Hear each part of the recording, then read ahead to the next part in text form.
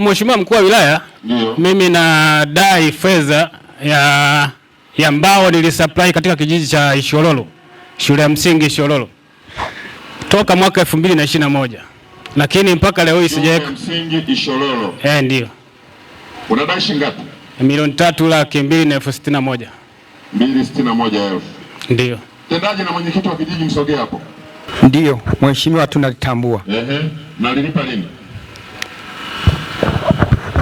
Labda mheshimiwa mkuu wa wilaya, naomba nitoe maelezo kidogo. Ndio.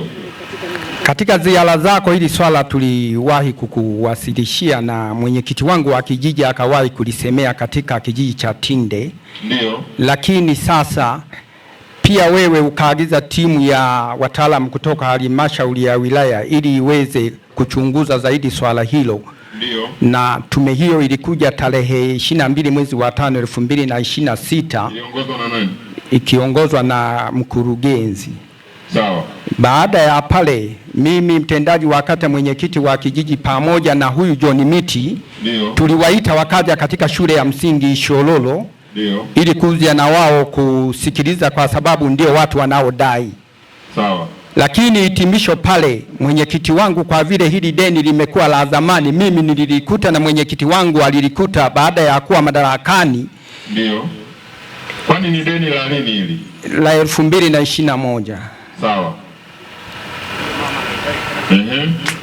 Kaimu mkurugenzi wa halmashauri ya wilaya aliacha maagizo kwamba serikali ya kijiji tukae ili tuweze kupata majibu ni tutafanyaje, kwa sababu kulikuwa na michango iliyokuwa imeanzishwa kipindi cha nyuma. Tulikaa tarehe 26 mwezi wa 5 2026. Ilikuwa kwamba tutoke sasa kwenye mkutano ili tuwapelekee wananchi.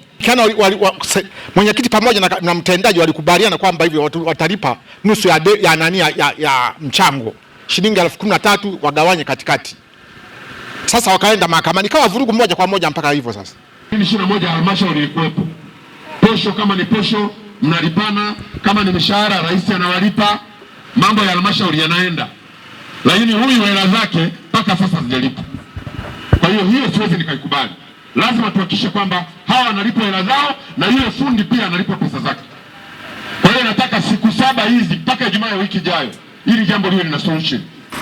Lakini kingine, mkuu wa wilaya, niseme tu tunayo mambo mengi ya kuongea na wewe, na ahadi yako uliyosema utakuja kwenye vijiji vyetu, na bahati nzuri kwenye baraza huwa unakuwepo. Baadhi ya kero ambazo tutaendelea kuzikusanya kwenye kata zetu na maeneo yetu tutakufikishia ili tuweze kusaidizana kutoa huduma kwa wananchi. Na sisi kama halmashauri kuna maelekezo umetoa hapa ambayo tunatakiwa kuyatekeleza ili kuweza kutatua changamoto za wananchi kwenye maeneo ya halmashauri yetu.